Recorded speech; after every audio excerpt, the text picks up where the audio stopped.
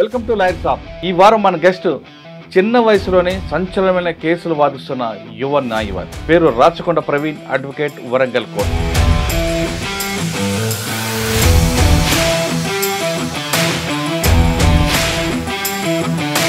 ప్రవీణ్ ఈ స్థాయికి రావడానికి కారణం ఏంటి? అడ్వకేట్ కాకముందు ప్రవీణ్ ఏం చేశారు? నాన్నగారు కులవృత్తి చేసేవారు సార్. న్యాయ బ్రాహ్మణ కులం అంటారు. సో అమ్మ కూలి పని చేసేది. స్కాలర్షిప్ వచ్చినప్పటికీ కొంత ఆర్థిక ఇబ్బంది ఉండేది సార్. సో నేను మా కులవృత్తిని చూజ్ చేసుకున్నాను సార్. అంటే ఫస్ట్ షేవింగ్ నేర్చుకున్నారా, కటింగ్ నేర్చుకున్నారా? First shaving sir. నాకు అప్పుడు శాలరీ ఎంత పెరిగిందంటే 150 రూపాయలు పెరిగింది సార్. ఈ ప్రొఫెషన్కి వచ్చారు. మీకు ఫస్ట్ సీనియర్ ఎవరు? ఈ న్యాయవాద వృత్తిలో సార్ ఫస్ట్ పరిచయమైన వ్యక్తి ఇప్పటికి సార్ ఒక రిట్ పిటిషన్ ఫైల్ చేస్తే ఈ బీద వాళ్ళకి ఇంకా సమస్య ఉంది, చట్టాల పరంగా వాళ్ళకి అందట్లేదు న్యాయం, కాబట్టి మనం భవిష్యత్తులో తప్పకుండా ఇప్పటివరకు సార్ ఒకరోజు కూడా 1,00,000 రూపాయలు ఫీజు తీసుకోలేదు సార్. కానీ నేను జూనియర్గా నేను తీసుకున్నాను సార్. భయమే లేదా? ఫస్ట్ కేసులోనే ఒక కన్స్టిట్యూషనల్ కేసు, అందులో నక్సల్ కేసు. బాగా ఇంట్రెస్ట్ ఉండే సార్. మనం పెద్ద పెద్ద కేసులు ట్రయల్ చేయాలి, ఏ ప్రశ్నతోటి మనం క్రాస్ ఎగ్జామినేషన్ మొదలు పెట్టాలి, ఒక క్రాస్ ఎగ్జామినేషన్ చేసేటప్పుడు అడ్మిషన్ వస్తే ఎట్లా. బోనాల కిషన్ గారు అని అప్పుడు సిఐ సార్ 2011లో. నేను క్రాస్ చేసే టైంకు బహుశా అడిషనల్ ఎస్పీ అనుకుంటాను. చుట్టుపక్కల మొత్తం seniors sir. 40 years, 50 years, 30 years ఉన్న సీనియర్స్ ఉన్నారు. లేదంటే cardboard box, welcome sticks, detonators, medicine, ఇంకా రకరకాలు ఉన్నాయని చెప్తున్నారు. ఆ కార్డ్బోర్డ్ బాక్స్ సైజ్ చెప్పండి సార్ నాకు అని చెప్పాను. చెప్పలేదు సార్. మేడం ఒక్కసారి జరిగింది సార్. ఇది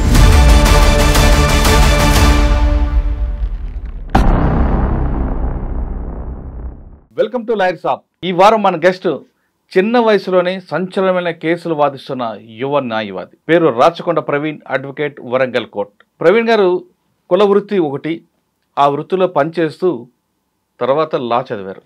లా చదివిన తర్వాత వరంగల్ కోర్టులో ప్రాక్టీస్ చేస్తూ సంచలనమైన కేసులు చేస్తున్నారు. అంటే ఒక నక్సలైట్ కేసుతో పాటు ఒక మర్డర్ కేసు కానీ ఒక ఏ కేసు అయినా సరే ఆయన ఆ కేసులకి ఎక్కువగా వాదిస్తుంటారు. అక్కడ ఉన్న బాధితులు కూడా ఆయన దగ్గరికి వెళ్ళడానికి ఆ యువకుల్లో ఉన్న జోష్ని చూసి చాలామంది బాధితులు ఆయన దగ్గరికి వెళ్తుంటారు. వాళ్ళ నమ్మకాన్ని వమ్ము చేయకుండా ఆ కేసుల్లో వాళ్ళకి న్యాయం చేస్తున్నారు. ఆయనే ఈరోజు మన గెస్ట్. ప్రవీణ్ గారిని అడిగి చాలా విషయాలు తెలుసుకుందాం. అంటే ఒక బాధితుడు పోలీస్ స్టేషన్కి వచ్చినప్పుడు ఏం చేయాలి, కంప్లైంట్ తీసుకోకపోతే ఎలా ముందు వెళ్ళాలి, అంతేకాకుండా ఆయన ఇప్పటి వరకు వాదిస్తున్న నక్సలైట్స్ కేసుల్లో ఆయనకు వచ్చిన రిజల్ట్ ఏముందన్న విషయాన్ని ఆయన అడిగి తెలుసుకుందాం. బ్రదర్ నమస్తే సార్. నమస్కారం సార్. రాచకొండ ప్రవీణ్, అడ్వకేట్, వరంగల్. రాచకొండ ప్రవీణ్ వయసు చూస్తే చిన్నది. 2020లో మీరు ఎన్రోల్మెంట్ అయ్యారు. కానీ ఇప్పుడు 25 సంవత్సరాల్లోనే చాలా సీనియర్లు చేసిన అడ్వకేట్ల కేసులు కూడా మీరు వాదిస్తున్నారు సార్. ఒక ఉపా యాక్ట్ కానీ లేదా 374 కానీ చాలా కేసులు కనిపిస్తారు. ఇంత తక్కువ సంవత్సరంలోనే, అంటే 5 సంవత్సరాల్లోనే ఇన్ని కేసులు మీకు రావడానికి కారణం ఏంటి? అంటే సీనియర్ల సపోర్టా, లేదు మీరు చేసిన కేసుల్లో అక్విటల్ అవుతుంది లేదా కన్విక్షన్ వస్తుంది అని చెప్పి, లేదా బాధితులు మీ వైపు వస్తున్నారా? ఈ 2 ప్రశ్నలకు సమాధానం చెప్పే ముందు ప్రవీణ్ పేరెంట్స్ బ్యాక్గ్రౌండ్ ఏంటి, ప్రవీణ్ ఈ స్థాయికి రావడానికి కారణం ఏంటి, అడ్వకేట్ కాకముందు ప్రవీణ్ ఏం చేశారు? సార్ ముందుగా ఐ డ్రీమ్ మీడియా వారికి ప్రత్యక్షంగా ధన్యవాదాలు. ఎందుకంటే వయసులో చిన్నవాడినైనా నాకు ఈ అవకాశం ఇచ్చినటువంటి గొప్ప మనసు ఉన్నటువంటి వ్యక్తి మురళీధర్ సార్ గారికి ప్రత్యక్షంగా నమస్కారం. కాదు, సంస్థ యాజమాన్యది, నాది కాదు. Thank you sir. సో మా నాన్నగారు వచ్చేసి రాచకొండ, సొంతూరు ఎక్కడ? లింగంపల్లి సార్. చిలుపూరుగుట్ట మండలం, లింగంపల్లి గ్రామం, జనగామ జిల్లా సార్. ప్రస్తుతం పూర్వపు వరంగల్ జిల్లా సార్. సో నాన్నగారు కులవృత్తి చేసేవారు సార్. మాది మంగళి కులము, న్యాయ బ్రాహ్మణ కులం అంటారు. సో అమ్మ కూలి పని చేసేది సార్. సో నాన్నగారు 2006లో సో అనారోగ్యరీత్యా చనిపోవడం జరిగింది సార్. సో తదనంతరం కడియం శ్రీయర్ గారు ఎన్టీఆర్ ట్రస్ట్లో ఎన్టీఆర్ మోడల్ స్కూల్లో నన్ను జాయిన్ చేశారు సార్. సో అప్పటి నుండి నేను 2006లో జాయిన్ అయ్యి 2011 వరకు అక్కడ ట్రస్ట్లోనే చదువుకున్నాను సార్. 10th అక్కడలో కంప్లీట్ చేశాను సార్ స్కూల్లో. సో దాని తర్వాత ఇంటర్ డిగ్రీ వచ్చేసి కుకట్పల్లి కేపీహెచ్బి కాలనీలో చదువుకున్నాను sir. Pragati degree and junior college sir. So దాంట్లో చదువుకున్నాను. సో చదువుకుంటున్నటువంటి క్రమంలో చాలా ఆర్థిక ఇబ్బందులు ఫేస్ చేసిన సార్ నేను. అంటే అమ్మ కూలి పని చేయడం, సో నాన్న లేకపోవడం, తమ్ముడు చిన్నవాడు, సో గొప్ప చదువులు చదవాలని ఆశ ఉంటుండే, కానీ డబ్బు లేదు. సో ఇక మనకు ప్రగతి కాలేజ్ కొద్దిగా రీజనబుల్ ప్రైస్లో మనకు ఎడ్యుకేషన్ అందించారు సార్ వాళ్ళు. సో స్కాలర్షిప్ ఉంది కాబట్టి సో ఇంటర్తో పాటు డిగ్రీ కూడా నేను అదే కాలేజీలో కంప్లీట్ చేసిన సార్. సో ఈ క్రమంలో సార్ స్కాలర్షిప్ వచ్చినప్పటికీ కొంత ఆర్థిక ఇబ్బంది ఉండేది సార్. ఉంటుంది. సో ఏం చేయాలని ఆలోచించినప్పుడు సో నేను మా కుల వృత్తిని చూజ్ చేసుకున్నా సార్. మంచిది. సో ఆర్థిక ఇబ్బంది వల్ల కులవృత్తి నుంచి తప్పేం కాదమ్మా అది సార్, గౌరవప్రదమైన వృత్తి అది సార్. సో కేపీహెచ్బి కాలనీలో ఉంటుంది సార్, టెంపుల్ బస్ స్టాప్ దగ్గర సెలూన్ ఉంటుంది. సో దాంట్లో వెళ్ళి జాయిన్ అయినా సార్, మా ఫ్యామిలీ సెలూన్ సార్ అది. సో జాయిన్ అయిన క్రమంలో నాకు యాక్చువల్గా చెప్పాలంటే నాకు వర్క్ రాదు సార్. సో ఇంటర్ ఫస్ట్ ఇయర్లో నాకు వర్క్ రాదు. సో డైలీ నేను వెళ్ళి ఆ టేబుల్ క్లీన్ చేసేవాడిని సార్. మంచిగా ఊడ్చేవాడిని, మంచిగా క్లీన్ చేసేవాడిని. సో నాకు 20 రూపీస్ ఇచ్చేవాళ్ళు సార్ సాయంత్రం, డైలీ 20 రూపీస్ క్లీనింగ్, అంతే, జస్ట్ క్లీనింగ్. సో కొన్ని రోజుల తర్వాత సార్ నాకు ఏమనిపించింది, 20 రూపీస్ సరిపోవట్లేదు, మనం వర్క్ నేర్చుకోవాలిగా అని కొద్దిగా నా ఆలోచన మారింది సార్. సో చదువు కంటిన్యూ చేస్తున్నాయి, సిఈసి సార్ నాది ఇంటర్. సో అప్పుడు మెల్లమెల్లగా నేను వర్క్ నేర్చుకోవడం మొదలుపెట్టినా సార్. సో సెకండ్ ఇయర్కి నాకు షేవింగ్ కటింగ్ చేయడం అలవాటు అయింది సార్ సెకండ్ ఇయర్కి. సో ఎందుకంటే కొద్దిగా పార్లర్ కాబట్టి ఎవరు చేయనిచ్చేవాళ్ళు కాదు సార్. సో ఇక మెల్లగా రిక్వెస్ట్ చేసి ఏదో ఒక ప్రయత్నం చేసి అట్లా. అంటే ఫస్ట్ షేవింగ్ నేర్చుకున్నారా, కటింగ్ నేర్చుకున్నారా? First shaving sir, first trimming, shaving. So వాళ్ళకి ఏదైనా పెయిన్ వస్తే సారీ సార్ అని, సేటుకు వినబడితే కోపడతారేమో అని, ఇక సార్ కోపడకండి సార్ అని చెప్పేసి ఏదో మేనేజ్ చేసేవాడిని. షేవింగ్ చేస్తున్నప్పుడు కట్స్ అయ్యాడు సార్, గొడవలు అయ్యేటి.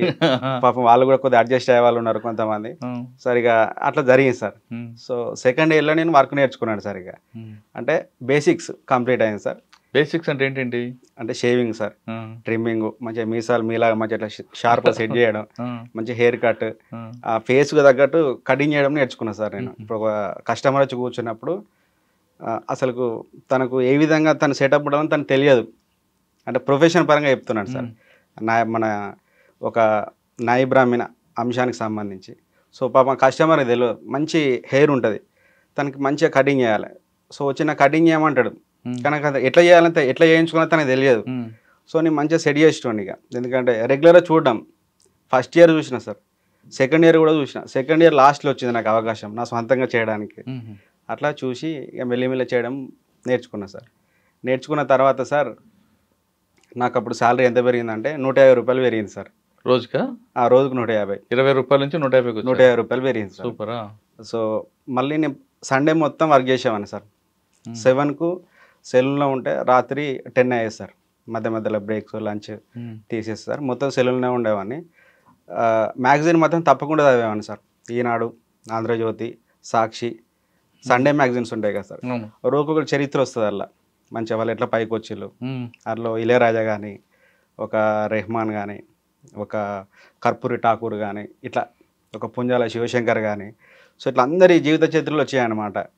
అట్లాగే సివిల్ సర్వెంట్స్ కూడా బాగా వచ్చేది సార్, కష్టపడి పైకి వచ్చి ఇట్లా. నాకు ఒక అసహ్యం కూడా ఉండేది సార్ నా మనసులో ఎప్పుడు, అసలు నేను ఎందుకు ఇట్లా అయిపోయినా, అసలు ఎందుకు ఇట్లా చదువుకోలేకపోయినా. సో ఇవన్నీ ఉంటుండే ఆలోచనలు. ఇక కొద్ది రోజుల తర్వాత నాకు అనిపించింది సార్, అసలు వృత్తి కాదు మనం చేయాల్సింది, మనం పై చదువులు కూడా చదవాలని. ఇంటర్ తర్వాత ఒక 1 ఇయర్ గ్యాప్ తీసుకున్నా సార్. డిగ్రీ కాకముందు ఇంటర్ తర్వాత ఒక 1 ఇయర్ గ్యాప్ తీసుకున్నా సార్ ఆర్థిక ఇబ్బందుల వల్ల. సో ఆ తర్వాత సార్ ఇక మళ్ళీ ఆలోచన మారింది సార్, అసలు వృత్తి కాదు మనం చేయాల్సింది, అసలు మనం జీవితంలో ఏదైనా కూడా సాధించాలి ఫస్ట్ అన్నప్పుడు మళ్ళీ డిగ్రీ సేమ్ కాలేజీలో అడ్మిషన్ తీసుకున్నా సార్, బీకామ్ జనరల్ సార్. తీసుకొని మళ్ళీ సేమ్ సార్ వర్క్ చేయడం, షాప్కి వెళ్ళడం, మళ్ళీ వచ్చి చదువుకోవడం, ఎగ్జామ్స్ రాయడం. అట్లా నాకు డిగ్రీలో more than 70% వచ్చింది సార్. డిగ్రీకి వెళ్ళే ముందు సార్ మీ ప్రొఫెషన్లకు వద్దాం ఒకసారి. అది చాలా మంచి ప్రొఫెషన్ సార్. ప్రతి ఒక్కడికైనా మీ దగ్గర రావాల్సిందే, ఎవరైనా రావాల్సిందే, తల వంచాల్సిందే సార్. ఒక మనిషి అందంగా కనబడాలంటే నీ చేతిలోనే ఉంది, మా చేతిలోనే ఉంది సార్. అవునా? ఎస్. అంత మంచి ప్రొఫెషన్ని ఒకసారి దాని మెలకులు కొంచెం చెప్పండి. అంటే సాధారణ హెయిర్ చివరి మీద పడకుండా ఎలా చేస్తారు, కొన్ని సెట్టింగ్స్ ఎలా చేస్తారు. ఇప్పుడు ఈ సైడ్ హెయిర్ వచ్చింది అనుకోండి, ఇది బయటికి రాకుండా ఎలా కప్పాలి. కొంతమంది చేతుల్లో పెట్టి పైనుంచి కట్ చేసుకెళ్తారు, కొంతమంది కూంబు పెట్టి మరి కట్ చేసుకెళ్తారు. ఇలా డిఫరెంట్ ఉంటాయి. ఒకటి రఫ్ హెయిర్కి ఒకలాగా ఉంటుంది, ఒక స్కిన్ హెయిర్కి, ఒక సిల్క్ హెయిర్కి ఒకలాగా, అన్నిటికీ ఒకేలాగా చేయరు. ఒకసారి అవి చెప్పండి సార్. యాక్చువల్గా ఇంటర్ చదువుతున్నప్పుడు నేను మా కుల వృత్తులలో ఒక వ్యక్తి నాకు సచిన్ డకోజీ అని ఒక పర్సన్ గురించి విన్నాను సార్. నేను సెలూన్ ఉంటుంది సార్, అన్నపూర్ణ స్టూడియోస్ పక్కనే. సో మంచి జ్ఞానవంతుడు సార్, తను మంచి భాషా పాండిత్యం ఉన్న వ్యక్తి, మంచి స్టైలిష్ మ్యాన్, మంచి బార్బర్ కూడా సార్. నాకు తెలిసి ఒక 5 భాషలకు పైగా అనర్గళంగా మాట్లాడగలుగుతారు సార్. మంచి బ్యూటీషియన్, మంచి స్టైలిష్ మ్యాన్ సార్. ఒక ఆర్టికులేషన్ కూడా బాగుంటుంది సార్. సో ఈ వ్యక్తి గురించి విన్నా సార్ నేను, అరే ఈ వ్యక్తిలా మనం కూడా తయారు కావాలి ఇక. సో అందరు ఈ వ్యక్తి గురించే చెప్తారు ఈ సెలూన్కి సంబంధించి. ఈ వ్యక్తి అంత బాగా చేస్తారా అని నేను మెల్ల యూట్యూబ్లో సెర్చ్ చేయడం మొదలుపెట్టాను సార్. ఇక సో కొద్దిగా పేరు ఉంది సార్ సార్కు, మంచిగా బాగా చేస్తాడు, సార్ లాగా తయారు కావాలని ఇక నేను కూడా ఆ విధంగా చేయాలని నేను కూడా కొన్ని రోజులు ప్రాక్టీస్ చేసిన సార్. ఇక చేస్తున్న క్రమంలో మనం గమనించింది ఏంటంటే సార్, నేను హెయిర్ కట్ చేసేటప్పుడు చాలా పేషెన్స్ ఉండాలి సార్. ఫస్ట్ థింగ్, కస్టమర్ కంటే ఎక్కువ పేషెన్స్ చేసే అతనికి ఉండాలి సార్. ఒక్కొక్కసారి చేసేటప్పుడు కస్టమర్కి విసుగు వస్తుంది, సారీ సార్ అని చెప్పి తను కొద్దిగా రిక్వెస్ట్ చేసుకొని తనకు నచ్చే విధంగా వేస్తుంది సార్. తను మళ్ళీ మన దగ్గరికి వస్తాడు. అయితే మీరు అన్నట్టు సార్, ఈ కోంబు కట్ చేసేటప్పుడు పైకి లేబడతాం సార్, ఇట్లా పైకి లేబట్టి కట్ చేస్తాం. దీంట్లోనే ఉంది సార్ టెక్నిక్ మొత్తం. స్మాల్, మీడియం, లార్జ్ ఉంటుంది సార్ హెయిర్ స్టైల్ ఎప్పుడు కూడా. ఇప్పుడు మీ హెయిర్ స్టైల్ ఉందనుకో సార్, మీకు షార్ట్ చేస్తే మిమ్మల్ని ఎవరు చూడలేరు సార్, మీడియం చేస్తే మీరు ఇట్లా అనుకోలేరు సార్, అట్లా లాంగ్ చెప్తే మీకు ఇట్లా కర్వ్స్ అవుతాయి సార్. సో మరి దాన్ని ఎట్లా చేయాలంటే ఎడ్జెస్ ఉంటాయి సార్, ఏదైతే మీకు కర్వ్ ఇట్లా అవుతుందో ఆ ఎడ్జ్ని కట్ చేయాలంటే ట్రిమ్ చేయాలి, అక్కడి వరకే చేసి సెట్ చేసుకోవాలి సార్. ఈ బార్డర్ షేప్ చేసుకోవాలి, చేసుకొని లాక్స్ కరెక్ట్ పెట్టుకోవాలి, ఈ ముస్టాచ్ కూడా కరెక్ట్ షేప్ వస్తుందా లేదా చూసుకోవాలి. మీలాంటి వాళ్ళకి ఎట్లుంటుంది అంటే సార్ స్టైల్, ఈ ముందరికి వచ్చే హెయిర్ను మంచిగా కట్ చేయాలి సార్. పెదవులు ఇది కనబడకూడదు సార్, మంచిగా కట్ చేసి మంచిగా ఒకసారి చూసుకొని ఈ షేప్ కరెక్ట్ పెట్టుకోవాలి సార్, షార్ప్గా ఉంచుకోవాలి, ఈ లాక్స్ కరెక్ట్గా ఉండాలి. హెయిర్ ఎక్కడైతే కర్లీ ఉందో అట్లా చేస్తే మీ హెయిర్ స్టైల్ అద్భుతంగా ఉంటుంది సార్. మీరు ఒకసారి నాకు అవకాశం ఇస్తే నేను మీ హెయిర్ స్టైల్ ఇంతకంటే అద్భుతంగా చేసి చూపెడతాను సార్. వద్దు, మీ ప్రొఫెషన్లో అద్భుతం. కొంతమందికి వెనక హెయిర్ ఎక్కువ ఉంటుంది సార్, ముందుకు ఉండదు. ముందుకు రావాలనుకుంటే కొంతమంది దాన్ని ఏం చేయాలి అప్పుడు సార్? అయితే ఏంటంటే హెయిర్ కర్లీ ఉందనుకో సార్ రాదు, సిల్కీ ఉందనుకో సార్, సో మనం పాసిబిలిటీ ఉంటుంది సార్. సో దాన్ని ఈ కొద్దిగా ఇక్కడ ఉందనుకో సార్, దాన్ని మెల్లగా కవర్ చేసుకోవచ్చు సార్, ఇటైనా కవర్ చేసుకోవచ్చు. సో అది చేసేదాన్ని బట్టి ఉంటుంది సార్. ఎవరైతే బార్బర్ ఉంటారో సార్, తను చేసేటప్పుడు తనకు అవగాహన ఉండాలి సార్, ఎట్లా ట్రిమ్ చేయాలి, నేను ఎట్లా కట్ చేయాలని అవగాహన ఉండాలి. ఒకవేళ తనకు అవగాహన రాహిత్యం వల్ల చేయలేకపోయింది అనుకో సార్, పాపం ఇతన్ని ఎవరైనా మంచిగా కటింగ్ చేసే వాళ్ళు చూసేయాలి అనుకో సార్, పాపం బాధపడతారు, పాపం ఈయన కటింగ్ ఫెయిల్ అయినట్టున్నది, అందుకోసం ఇట్లా కనబడతాడు అని అర్థమైపోతుంది సార్. నాకు కూడా చూస్తే అర్థమవుతుంది, ఎవరైనా ఎదుటి వాళ్ళని చూడంగానే ఇట్లా చేస్తే బాగుండేదేమో అనిపిస్తుంది అప్పుడప్పుడు ఇప్పటికీ. అంటే సిల్క్ హెయిర్కి హార్డ్ హెయిర్కి రెండు డిఫరెన్స్ ఉంటుంది కదా, రఫ్ హెయిర్కి ఉంటుంది సార్. చేసేటప్పుడు సార్ మంచిగా ఫస్ట్ కోమ్ చేసుకోవాలి సార్, షాంపూ వాష్ చేయాలి మంచిగా చేసి, ఆ తర్వాత మనం చూసుకోవాలి సార్ ఎట్లా సూటబుల్ అవుతుంది. రెగ్యులర్ ఎట్లా కోమింగ్ చేసుకుంటారో మనకు కనబడుతుంది సార్, మాకు కనబడి తెలుస్తుంది. సో ఆ విధంగా మనం సెట్ చేయాలి సార్. కానీ ఓపిక ఉండాలి, ఓపిక చాలా అవసరం సార్. కానీ ఒక్కోసారి ఆదివారం కానీ శనివారం కానీ బాగా లోడ్ ఎక్కువ ఉంటుంది, కస్టమర్స్ ఎక్కువ సార్. అప్పుడు మరి ఈ పేషెన్స్ అంతా లాస్ట్ వరకు ఉంటుందా మీకు? ఉండదు సార్, మోస్ట్లీ లంచ్ తర్వాత పోతుంది సార్. ఎందుకంటే చిన్నపిల్లలు ఏడవడం, పెద్దవాళ్ళు ఎమర్జెన్సీ ఉన్నారు, బయటికి వెళ్తారు కదా సార్, చేయించుకొని బయటికి వెళ్దాం అనుకుంటారు. సో ప్రతి ఒక్కరికి ఎమర్జెన్సీ ఆ రోజు. సో కాబట్టి కొన్నిసార్లు తప్పదు సార్, ఇక పేషెంట్స్ కొంతమంది కోల్పోవాల్సి వస్తుంది. అయినప్పటికీ మనం బిల్లు చేసుకోవాలి సార్. కానీ కొంతమంది మీ వృత్తి పట్ల కానీ మీ పట్ల కానీ వచ్చిందో విసుక్కుంటారు, తొందర చేయి ఇవి మాటలు, అదొక లూజ్ టంగ్ మాట్లాడతారు. అవును సార్, అప్పుడు బాధ అనిపిస్తుంటుంది. బాధ అనిపిస్తుంది సార్. కాకపోతే నేను కూడా బాధపడే సందర్భాలు ఒకటి కాదు సార్, చాలా ఉన్నాయి సార్. ఏమున్నాయి గుర్తుండేవి మీకు? గుర్తున్నాయి అంటే వాళ్ళ దృష్టిలో, కస్టమర్ దృష్టిలో అది చులకన చూపిస్తారు. అంటే ఒకటి ఏంటంటే సార్, ఈ నాయి బ్రాహ్మణ కులానికి సంబంధించి సార్ కొంత కుల వివక్షత ఉంది sir. To be frank sir, కొంత వివక్షత ఉంది, అది నేను కూడా ఫేస్ చేసిన సార్. సో అందుకోసమే నాకు ఎందుకో చదువుకోవాలనిపించిందేమో సార్, తెలియక ఎక్కడో మనసులు ఉండుందేమో. అంటే ఇది ఒక్క రీజనే కాదు, వేరే రీజన్స్ కూడా ఉంటాయి సార్. సో కొద్దిగా చులకన అయితే ఉంది సార్.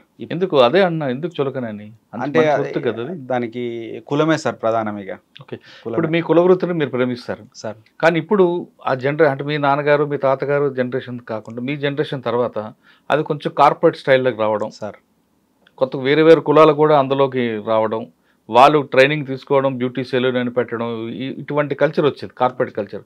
అది మీ కులానికి కొంచెం ఇబ్బంది అయిన పరిస్థితి వచ్చింది కదా? ఉంది సార్.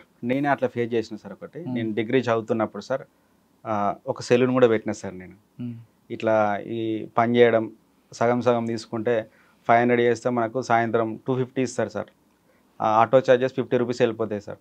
ఈ 200 కూరగాయలకు పాల ప్యాకెట్ ఖర్చు అవుతాయి సార్. నెక్స్ట్ డే మళ్ళీ శూన్యం సార్.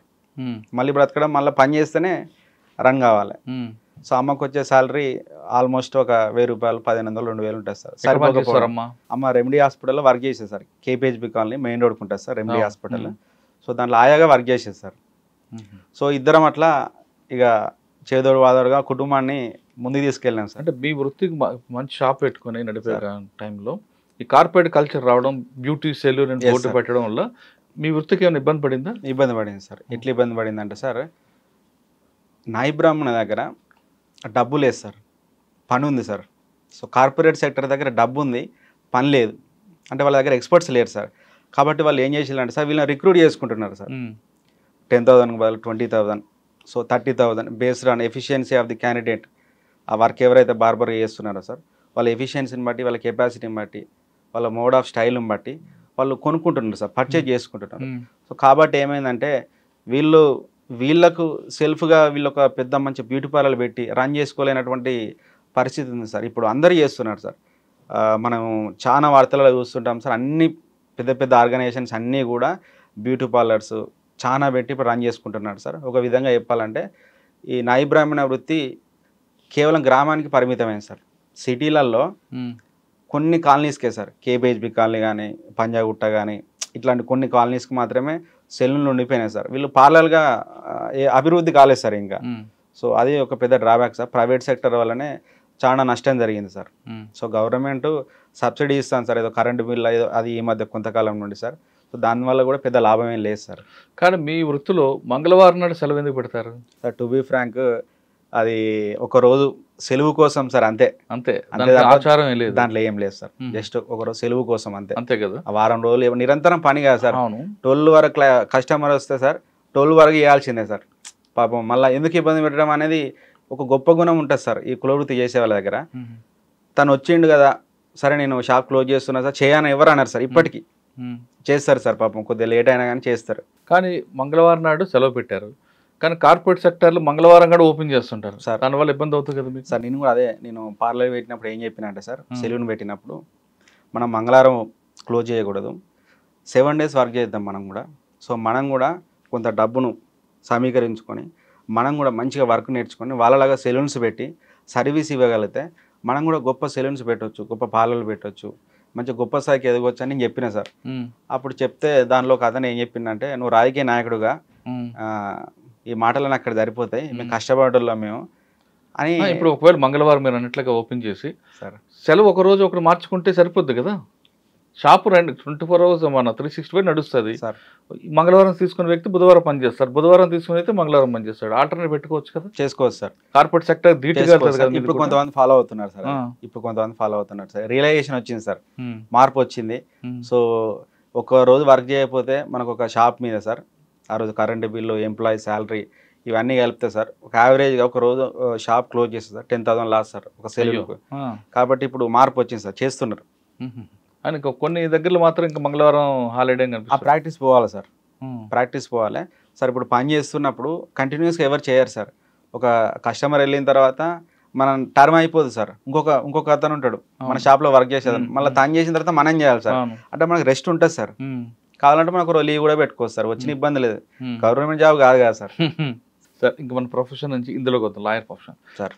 ప్రతి డిగ్రీ కాలేజీలో డిగ్రీ అయిపోయిన తర్వాత లా వైపు వెళ్ళాలని ఎందుకు వచ్చింది మీకు సార్? ఏమో సార్, చిన్న ఉన్నప్పటి నుండి ప్రజలకు సేవ చేయాలని ఒక గుణం ఉంటుండే సార్. ప్రజలకు సేవ చేయాలని చాలా ప్లాట్ఫామ్స్ ఉంటాయి సార్, కానీ లా అనే ప్లాట్ఫామ్ ఎందుకు ఇచ్చారు? కరెక్ట్ క్వశ్చన్ అడిగారు sir. Thank you sir for ఎందుకంటే అడిగినందుకు. ఫస్ట్ నేను ఇంటర్ డిగ్రీ చదువుతున్న క్రమంలో సార్ సివిక్స్ మేడం ఉంటుండే సార్, తను నిజాంపేటలో ఉంటుండే సార్, మన జేఎన్టీ పక్కన నిజాంపేటలో. మేడం పేరు సార్? మేడం పేరు గుర్తులేదు సార్. మేడం కూడా నా హైటే ఉంటుంది, మంచి అద్దాలు పెట్టుకుంటే మంచి జ్ఞానవంతురాలు సార్. సివిక్స్ ఆవిడ? సివిక్స్ చెప్పారు సార్, చాలా బాగా చెప్పారు సార్. నాకు ఇష్టమైన సబ్జెక్ట్ కూడా సార్, సిఈసీ తీసుకున్నాను అందుకోసమే సార్. మేడం ఏం చెప్పిందంటే సార్, ప్రవీణ్ మీరు సివిల్స్ ప్రిపేర్ కాండి, కొద్దిగా మీకు ఏదో ఇంట్రెస్ట్ ఉన్నట్టు నాకు అనిపిస్తుందని చెప్పింది సార్. సరే నేను ఇంటర్లో పెద్ద పట్టించుకోలేదు సార్. డిగ్రీకి వెళ్ళిన తర్వాత సరితా మేడం అని ఉంటుంది సార్, అట్లాగే శ్రీదేవి మేడం అని ఉన్నారు సార్, మాకు ఇద్దరు కామర్స్ చెప్పేవాళ్ళు సార్.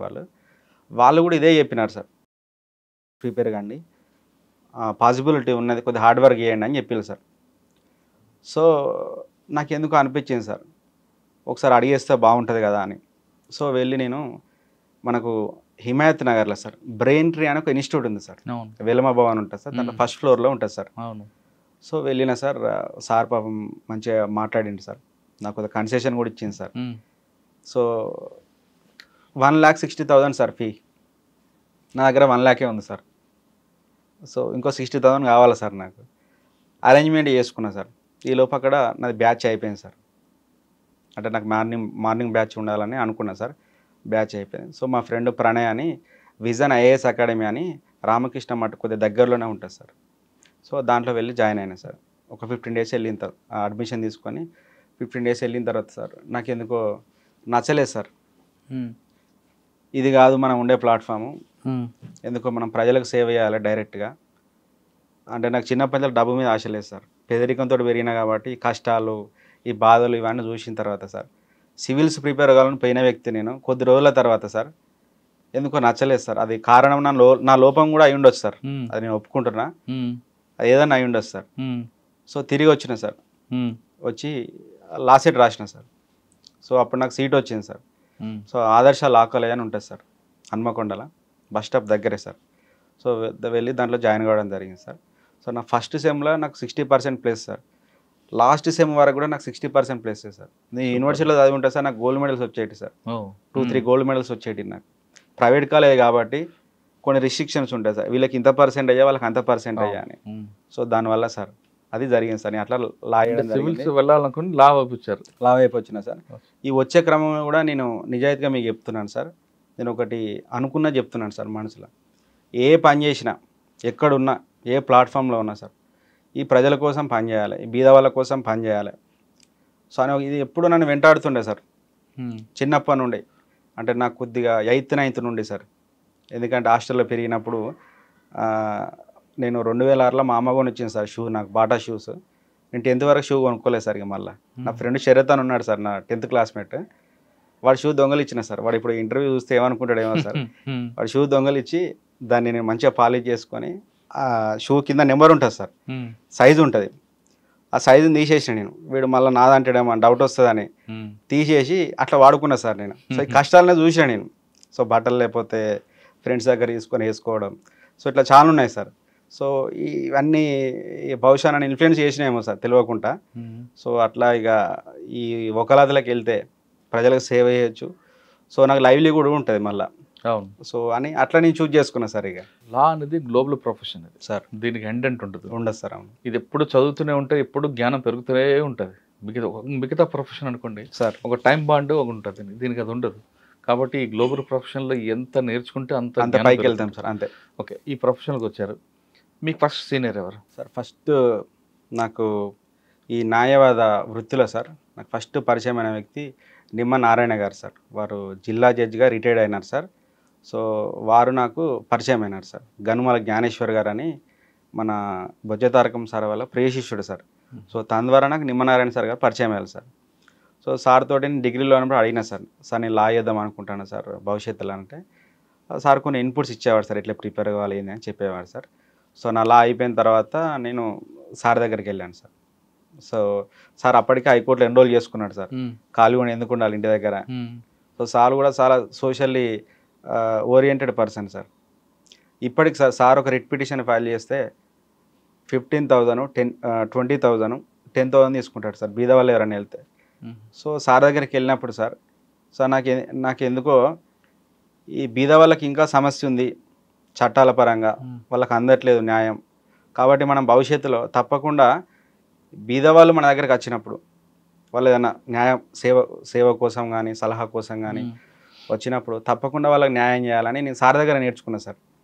ఇప్పటివరకు సార్ ఒకరోజు కూడా ₹1,00,000 ఫీజు తీసుకోలేదు సార్, కానీ నేను జూనియర్గా నేను తీసుకున్నాను సార్. ₹1,00,000 ఫీజు తీసుకున్నాను. ఏ కేసు అది అంటే చెప్తాను సార్. సార్ అట్లా సార్ దగ్గర నేను జూనియర్గా కొంతకాలం చేసినాను సార్ హైకోర్టులో. చేశాక సార్ మన చీఫ్ జస్టిస్ ఆఫ్ ఇండియా మన తెలుగు వారు సార్ ఎన్వి రమణ గారు మాకు 10 కోర్ట్స్ కాంప్లెక్స్ అని ఒక కొత్త కోర్ట్ ఓపెన్ చేసినారు సార్ 22లో అనుకుంటా sir if I'm not wrong. అప్పుడు అక్కడ షిఫ్ట్ అయ్యాను సార్. ఇక షిఫ్ట్ అయిన తర్వాత మా గురువు గారు సార్ నిమ్మనారాయణ సార్ గారికి పరిచయం సార్, అబ్దుల్ నబీ గారని. వారు అప్పటికి అక్కడ పీపీ సార్. సో పీపీ ఉండడం, నేను వెళ్ళిన కొంతకాలానికి పీపీ వచ్చింది సార్. సో ఆఫీస్లో ఏమైందంటే ఒక లాక్యూనా ఉంది సార్, ఒక యాక్టివ్ జూనియర్ కావాలి సార్కు. సో నేను వెళ్ళడం, సారు నాకున్న ఇంట్రెస్ట్ చూడడం, అట్లా నాకు కేసులు ఇచ్చాడు సార్ రిప్రజెంట్ చేయడానికి. సో ఈ ఇస్తున్న క్రమంలో సార్ ఏదైనా ట్రయల్ చేయమని ఇస్తే సార్ అక్విటల్ సార్, అది సీరియస్నెస్ గ్రావిటీ ఆఫ్ అఫెన్స్ ఏదన్నా ఉండండి సార్, అది చాలా పెద్ద పెద్ద కేసులు ఇచ్చింది సార్. సో మా సార్ గారికి మా గురువు గారికి ప్రత్యక్షంగా నేను ధన్యవాదాలు తెలియజేస్తున్నాను సార్. ఫస్ట్ కేసు చెప్పండి మీరు. ఆవుల చలం సార్. దాంట్లో 3 మేజర్ యాక్ట్స్ ఉన్నాయి sir. Explosive substances act, UAPA act, APPS act అంటారు sir, Andhra Pradesh public security act sir. Avula Chalam, Maloth BK sir, వీళ్ళిద్దరి పైన ఒక ఎఫ్ఐఆర్ అవుతుంది సార్ 2011లో సార్. అప్పుడు నేను మా స్కూల్ అని 10th క్లాస్ సార్. 2011లో నేను 10th క్లాస్. ఇక్కడ ఎఫ్ఐఆర్ అయింది సార్ నర్సంపేటలో. సో ఈ 3 యాక్ట్స్ కింద ఎఫ్ఐఆర్ అయింది సార్. వీళ్ళు ఒకరోజు బండి మీద వెళ్తున్నారు సార్. ఒక జెల్టన్ స్టిక్స్ కొన్ని, డెటనేటర్స్ కొన్ని మెడిసిన్స్, కొన్ని నక్సల్ భావానికి సంబంధించిన కొన్ని పుస్తకాలు, ఇవన్నీ పట్టుకొని ఒక బాక్సులో తీసుకొని బండి మీద వెళ్తున్నారు అనేది కేసు సార్. సో ఒక దగ్గర సార్ పోలీస్ వాళ్ళు, నర్సంపేట పోలీస్ వాళ్ళు ఏం చేస్తున్నారంటే సార్ అక్కడ ఇన్స్పెక్షన్ చేస్తున్నారు సార్, వెహికల్ ఇన్స్పెక్షన్. ఈ క్రమంలో వీళ్ళిద్దరూ ఆ పోలీస్ వాళ్ళని చూసి వెనక్కి తిరిగి వెళ్తున్నారు అనేది కేసు సార్. సో తర్వాత వీళ్ళు మాట్లాడుకుంటారు, రిమాండ్ చేస్తారు సార్, అయిపోద్ది సార్. తర్వాత ఛార్జ్షీట్ ఫైల్ చేస్తారు సార్. అప్పుడు నేను ఈ ఫీల్డ్లోకి వచ్చిన సార్. ఆ తర్వాత ఆ సార్ పీపీ కాబట్టి చేయకూడదు సార్. సార్ ఏం చేసినట్టే ప్రవీణ్ మీరు చేయండి అని ఇచ్చింది సార్ ఫైలు. సార్ నేను ఇప్పటివరకు ఒక ట్రయల్ కూడా చేయలేదు సార్ అని చెప్పిన సార్. ఈరోజు కేసు చదవండి, మీకు ఏమైనా డౌట్స్ ఉంటే పొద్దున అడిగాను అని చెప్పింది సార్. భయమే లేదా? ఫస్ట్ కేసులోనే ఒక సెన్సేషనల్ కేసు, అందులో నక్సల్స్ కేసుది అంటే బాగా ఇంట్రెస్ట్ ఉండే సార్. మనం పెద్ద పెద్ద కేసులు ట్రయల్ చేయాలి,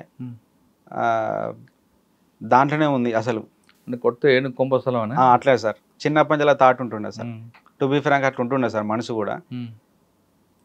అంటే ఎక్కడ భయం వేసిందంటే సార్ మీరు అడిగిన ప్రశ్నకు ఎట్లా అడగాలి, ఏం అడగాలి, ఏ ప్రశ్నతోటి మనం క్రాస్ ఎగ్జామినేషన్ మొదలు పెట్టాలి, ఒక క్రాస్ ఎగ్జామినేషన్ చేసేటప్పుడు అడ్మిషన్ వస్తే ఎట్లా, అడ్మిషన్ వస్తే ఏం లేదు సార్. ఇక పాపం మా అక్యూజర్ జైలుకి వెళ్ళాల్సిందే సార్. మరి అడ్మిషన్ వచ్చినప్పుడు దాన్ని ఎట్లా మనం రెక్టిఫై చేసుకోవాలి, ఒమిషన్స్ కాంట్రడిక్షన్స్ ఉంటాయి సార్, మళ్ళీ అవి ఎట్లా మార్క్ చేయించాలి, అవి మళ్ళా మనము ఐఓకి ఎట్లా ఈ కాంట్రడిక్షన్ను మనం డిఫర్ చేయించాలి. సో దానికి జడ్జి గారు అబ్స్ట్రక్ట్ చేసినప్పుడు మళ్ళీ జడ్జి గారిని ఎట్లా కన్విన్స్ చేయాలి, ఇవన్నీ ఏం తెలియదు సార్. సరే అని చదివినా సార్, రాత్రి ఫైల్ అంతా చదివినా, ఒక బుక్ చదివినట్టు చదివినా సార్. నేను దాన్ని అయిపోయిందని పొద్దుగాల పోయి సార్ అయిపోయింది సార్ అని చెప్పిన. అంటే ఏం అడుగుదాం అనుకుంటున్నా అడిగింది సార్. సరే ఈ ప్రశ్నలు అడుగుదాం అనుకుంటున్నా అన్న. సరే అని సార్ ఇంకా ఇట్లాంటి ఈ ప్రశ్నలు కూడా అడగాని కొంత నాకు హెల్ప్ చేసింది సార్ సార్. సో ఆ ప్రశ్నలన్నీ రాసుకున్నా సార్. సార్ ఇక కేసు లంచ్ తర్వాత అని పాస్వర్డ్ పెట్టినారు సార్. ప్రిన్సిపల్ డిస్ట్రిక్ట్ జడ్జి వరంగల్లో సార్, కోకా రాధాదేవి మేడం అని అప్పుడు జడ్జి గారు ఉంటుండే సార్. ఇప్పుడు ట్రాన్స్ఫర్ అయినారు సార్, హైదరాబాద్కి వచ్చినారు వాళ్ళు. సో వెళ్ళినప్పుడు సార్ బోనాల కిషన్ గారని అప్పుడు సిఐ సార్ 2011లో. నేను క్రాస్ చేసే టైంకు బహుశా అడిషనల్ ఎస్పీ అనుకుంటా సార్ ఇప్పుడు. సార్ వచ్చి కూర్చున్నాడు సార్ విట్నెస్ బాక్స్లో ఆఫ్టర్ లంచ్ సార్. లంచ్ తర్వాత కూర్చున్నప్పుడు సార్ చీఫ్ అయిపోయింది సార్, పీపీ గారు చీఫ్ ఎగ్జామినేషన్ అయిపోయింది సార్. భయం అవుతుంది సార్. ఫస్ట్ విట్నెస్ సార్ నేను వారినే చేయడం. అప్పటి వరకు ఒక్క ట్రయల్ కూడా చేయలేదు సార్. ఏం అడగాలి, ఎట్లా అడగాలి. చుట్టుపక్కల మొత్తం seniors sir, 40 years 50 years 30 years ఉన్న సీనియర్స్ ఉన్నారు సార్. నేను అప్పటికి 2 years ఎక్స్పీరియన్స్ ఉన్న ఒక జూనియర్ అడ్వకేట్ సార్. సో అప్పటిదాకా నాకు చట్టాలను నాకు అవగాహన ఉంది సార్, అవేర్నెస్ ఉంది, కానీ దాన్ని మనం ఎట్లా అప్లికబుల్ చేయాలి, అట్లా అసలు మనం దాన్ని ఎట్లా ఒక మెటీరియలైజ్ చేసి అక్విటల్ తీసుకోవాలని తెలియదు సార్. సో ఇక నేను క్వశ్చన్స్ అడగడం మొదలుపెట్టిన సార్. బహుశా ఒక 5 minutes తర్వాత 6th minute నాలో భయం పోయింది సార్, తెలియకుండానే కాన్ఫిడెన్స్ వచ్చింది సార్. ఇక నేను క్వశ్చన్స్ అడగడం మొదలుపెట్టిన సార్. సార్ ఆ కేసులో ఏం జరిగిందంటే జెల్టన్ స్టిక్స్, డెటనేటర్స్, కొన్ని మెడిసిన్స్, ఒక కార్డ్బోర్డ్ బాక్స్లో ఉన్నాయి అనేది కేసు సార్. నేను క్రాస్ చేస్తున్నప్పుడు సార్ జడ్జి గారు వింటున్నారు సార్, రికార్డ్ చేయిస్తున్నారు, ఏదో జరుగుతుంది అన్నట్టు గోవన్ అవుతుంది సార్. నేను క్వశ్చన్ అడిగినా సార్, నాకు ఇమీడియట్లీ క్వశ్చన్ తట్టింది అప్పటికే. Can you say the size of that cardboard box in which the explosive substances were carried out by the accuser అని నేను క్వశ్చన్ అడిగినా సార్. సార్కు క్యాచ్ కాలే, మళ్ళీ ఒకసారి అడిగాను అన్న, ఇదైతే మీరు కార్డ్బోర్డ్ బాక్స్లో ఈ జెల్టన్ స్టిక్స్, డెటోనేటర్స్, మెడిసిన్ ఇంకా రకరకాలు ఉన్నాయని చెప్తున్నారా సార్, ఆ కార్డ్బోర్డ్ బాక్స్ సైజ్ చెప్పండి సార్ నాకు అని చెప్పిన. చెప్పలేదు సార్. అందులో కోడ్ లేదా, రాయలేదా? లేదు సార్, రాయలే. మేడం ఒక్కసారి తిరిగింది సార్ ఇటు. కౌన్సిల్ గారు అడిగింది, డిఫెన్స్ కౌన్సిల్ అడిగింది చెప్పండి సార్ అని కొద్దిగా కాషన్ చేసింది సార్ సార్ను. నాకు ఇంకా గుర్తుంది sir. Sir I cannot say అని చెప్పింది సార్. జడ్జిమెంట్లో కూడా ఉంది సార్ ఆ పాయింట్. సో అక్కడ నాకు అనిపించింది సార్, స్పాంటేనిటీ ఉండాలి అడ్వకేట్కు, చతురత ఉండాలి సార్. ఒక క్వశ్చన్ అడిగేటప్పుడు విట్నెస్ను, మనకు రావాల్సిన ఆన్సర్ను ఎట్లా రాబట్టుకోవాలంటే మనలో కొద్దిగా ఇన్స్టింక్ట్ థాట్స్ కూడా ఉండాలి సార్. అదే ప్రజెన్స్ ఆఫ్ మైండ్ పనిచేయాలి. Yes, presence of mind should be present always sir while conducting the cross examination by the defence counsel in each and every case. అప్పుడు అర్థమైంది సార్. ఇక సార్ ఆ రోజు ఇక ఇంకా కొన్ని డిఫెన్స్కి సంబంధించిన కొన్ని క్వశ్చన్స్ అడిగినా సార్, ఆ రోజు అయిపోయింది సార్. ఈ కేసు తర్వాత ఈ కేసులో మరొక విట్నెస్ సార్, సునీతామోహన్ ఐపీఎస్ గారు సార్, వాళ్ళు తను కూడా వచ్చింది సార్. సో తను కూడా క్రాస్ చేసిన సార్. బోనాల కిషన్ గారు ఒక వర్షన్ చెప్పారు సార్, సునీతామోహన్ ఐపీఎస్ గారు ఇంకో వర్షన్ చెప్పారు సార్. వీళ్ళు ఏం చేసినారంటే సార్, ఈ ఎక్స్ప్లోజివ్ సబ్స్టాన్సెస్ను డెఫ్యూజ్ చేసినప్పుడు sir lower court, magistrate court ఏమైనా ఆర్డర్ ఇచ్చిందంటే సార్, ఈ రెమనెంట్స్ను మీరు ప్రొడ్యూస్ చేయాలి ట్రయల్ అప్పుడు అని చెప్పి ఆర్డర్ ఇచ్చింది సార్. వీళ్ళు ప్రొడ్యూస్ చేయలేదు సార్. ఆ కన్ఫెషన్ అండ్ సీజర్ పంచనామాలు సార్, తమకు ఐడియా ఉంది కదా సార్, ఎన్నో ఇంటర్వ్యూ చేసిల్లు సార్. ఆ కన్ఫెషన్ కమ్ సీజర్ పంచనామాల అక్యూజర్ సిగ్నేచర్లు ఉండదు sir, just punch witnesses signatures మాత్రమే ఉంటాయి సార్. అక్కడ కూడా స్టాక్ పంచెస్ పెడుతుంటారు సార్. ఇప్పుడు ఇందులో కూడా అలాగే ఉందా సార్? సార్ దీంట్లో అక్యూజర్ సిగ్నేచర్స్ ఉండదు సార్. మరి ఎవరు కన్ఫెస్ చేసినట్టు, ఆ నేరాన్ని ఎవరు అడ్మిట్ చేసినట్టు అసలు చెల్లెది ఇక. అవును, అంతే కదా సార్. సో వాళ్ళ సిగ్నేచర్స్ ఉంటే వాళ్ళ ప్రజెన్స్ ఉన్నట్టు, వాళ్ళ ప్రజెన్స్ ఉంటేనే ఈ మీడియేటర్స్ విన్నట్టు. విన్నర్ కాబట్టి ఆ పంచ్ చిట్స్ మీద సిగ్నేచర్ పెట్టి అఫిక్స్ చేస్తారు సార్. అంటే వాళ్ళు రాసుకుని వాళ్ళే ప్రొడ్యూస్ చేస్తారు అన్నట్టుగానే ఉంది సార్ కేసు. ఇక సార్ ఇక తర్వాత సార్ ఈ బాంబులను డెఫ్యూజ్ చేసినటువంటి ఎక్స్పర్ట్ ఎవరైతే ఉంటారో సార్ వాళ్ళని కూడా క్రాస్ చేయలేదు sir. Moreover sir, UAPA and explosive substances యాక్ట్కి సంబంధించి గవర్నమెంట్ దగ్గర నుండి సార్ శాంక్షన్ ఆర్డర్స్ తీసుకోవాలి sir. Section 7 explosive substances act sir, section 45 UAPA act sir. Government దగ్గర నుండి ప్రాసిక్యూషన్ ఆర్డర్స్ తీసుకోవాలి sir. Prosecution order sir, sanction orders అని కూడా అంటారు సార్. ఈ కేసులో సార్ వాళ్ళు after examining the PW1 they obtained the sanction orders from the government of Telangana sir. PW1 cross examination అయిపోయిన తర్వాత వాళ్ళు 2023లో పోయి శాంక్షన్ ఆర్డర్స్ తెచ్చుకుంటారు సార్.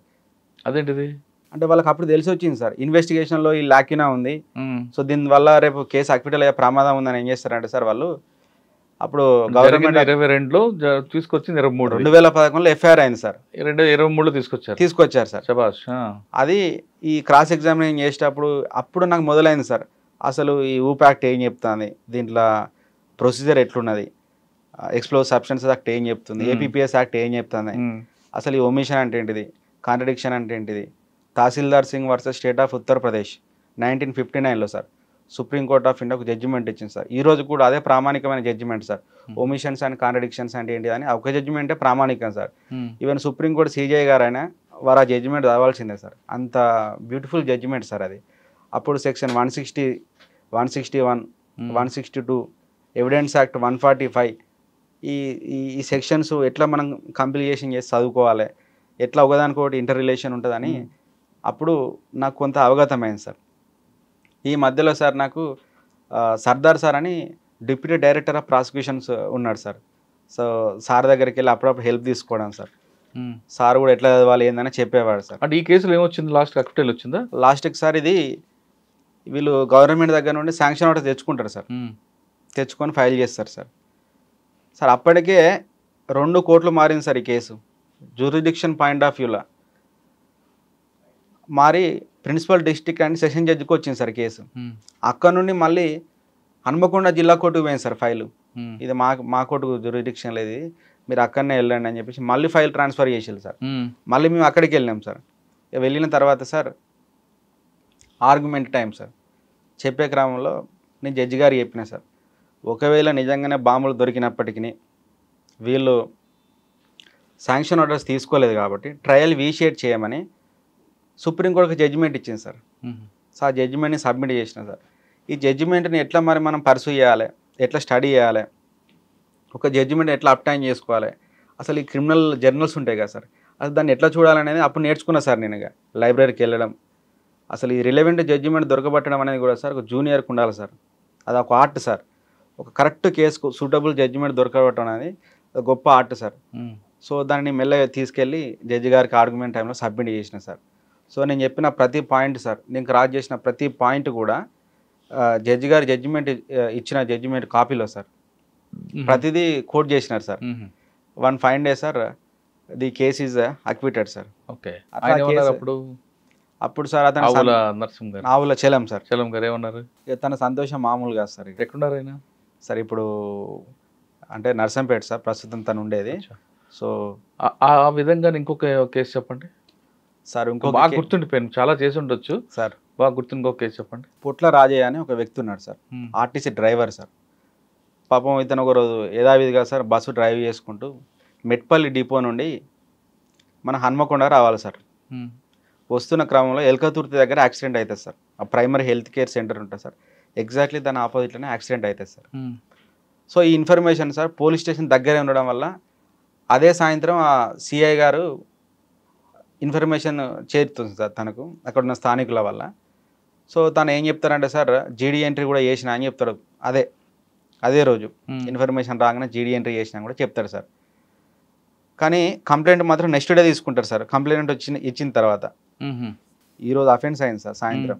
నెక్స్ట్ డే కంప్లైంట్ వచ్చి నెక్స్ట్ డే కంప్లైంట్ ఇస్తాడు సార్. ఎఫ్ఐఆర్ అవుతుంది. ఎఫ్ఐఆర్ అయిన తర్వాత సార్ ఛార్జ్షీట్ ట్రయల్ కోర్టులో ఫార్వర్డ్ చేసిన తర్వాత ట్రయల్కి వచ్చిన తర్వాత సార్ తను చీఫ్లో కొంత మేరకు అడ్మిట్ అవుతాడు సార్ తన డిఫెక్ట్స్ను. ఎవరు? సంబంధిత ఇన్వెస్టిగేటింగ్ ఆఫీసర్ సార్. సో ఆ తర్వాత సార్ క్రాసులకు వచ్చేసరికి ఒక మంచి పేరున్న లాయర్ గారు చేసినారు సార్. చేసిన తర్వాత సార్ అది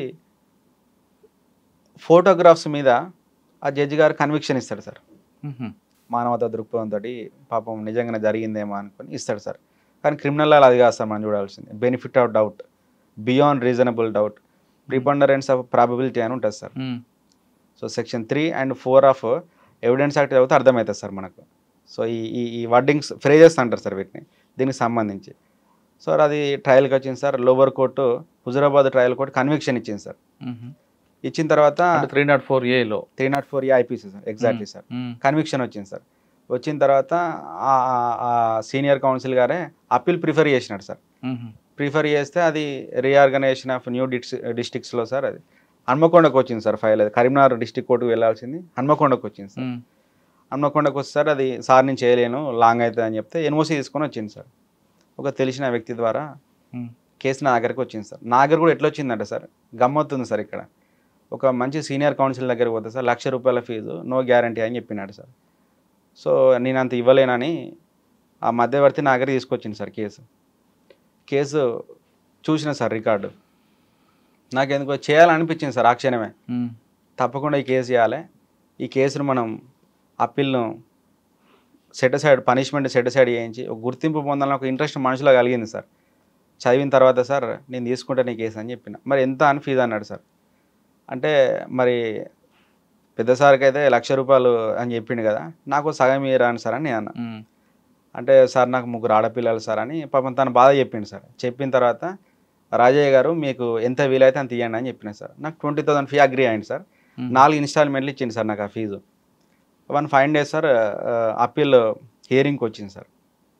నా అపోనెంట్ సార్ మంచి పీపీ గారు సత్యనారాయణ సార్ అని తమరికి తెలుసు సార్, DDO సత్యనారాయణ సార్. ఇప్పుడు సంగారెడ్డి కోర్టులో చేస్తున్నాడు సార్.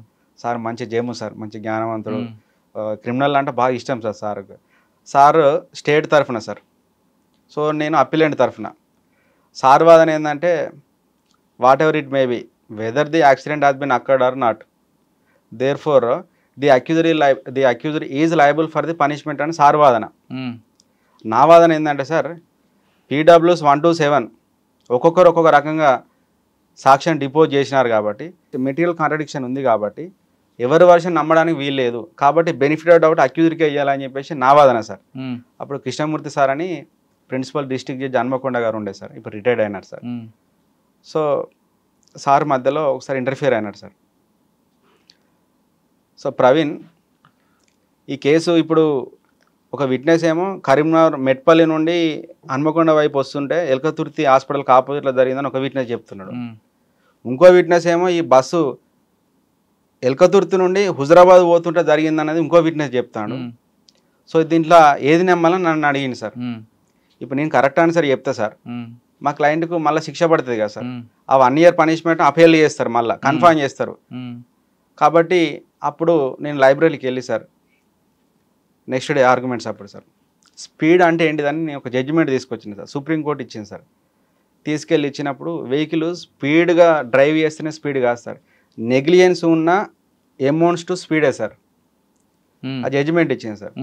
ఆ జడ్జిమెంట్ తీసుకెళ్ళి నేను ఫర్నిష్ చేసినాను సార్. సార్ చూసిండు సార్, మంచిగా పర్సూ చేసిండు రికార్డునంతా. సో ఇందులో ఒక విట్నెస్ ఎల్కతుర్తి నుండి హుజరాబాద్ పోయిందని చెప్తారు సార్, ఇంకో విట్నెస్ ఏమో మెట్పల్లి నుండి బస్సు హన్మకొండకు వస్తుందని చెప్తారు సార్. అసలు accident place of scene of offence అసలు అటు సైడ్ అయిందా ఇటు సైడ్ అయిందా అనేది ఒక డౌట్ సార్.